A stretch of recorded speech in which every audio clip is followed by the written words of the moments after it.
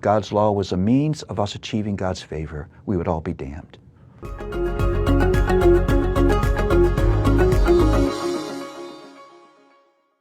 Where Genesis ends on a high point, Exodus begins in a low point.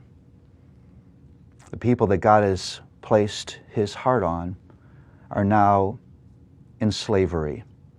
I would subtitle Exodus Slavery, Rescue, and Restoration. Again, the redemptive story is picked up powerfully here because what you learn in Exodus is God is willing to unleash His mighty power for the rescue of His people. That predicts what God is going to do through all the rest of the redemptive story. Because here's how the story goes. God will harness the forces of nature. He will control the events of human history. He will actually control the rise and fall of kings and princes. He will move the story by His power so that at just the right moment, the Redeemer will come and will deliver us from the ultimate slavery. Not a national slavery to a cruel nation, but slavery to sin. The one slavery that politics or education or government can't break. What a finger pointing to where their story is going is the whole narrative of Exodus, the drama of slavery and suffering, the picture of redeeming blood, of God who does unthinkable, magnificent things just because He loves His people. But there's another theme.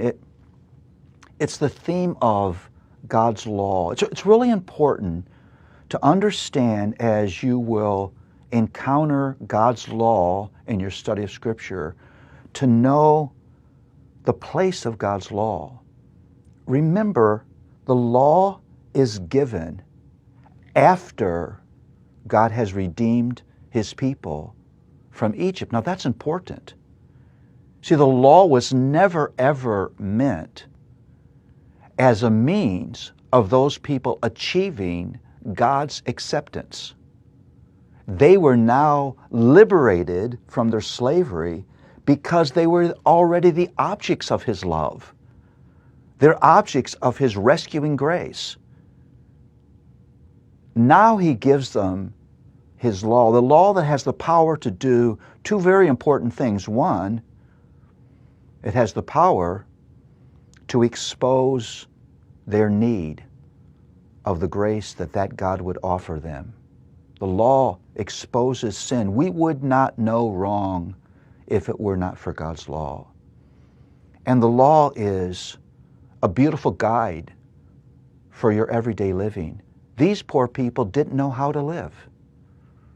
They'd been under the bondage of slavery. They didn't have choices. Now that they would have freedom, they needed to know how to live properly in light of that freedom God gives them His law. Here's what you need to understand.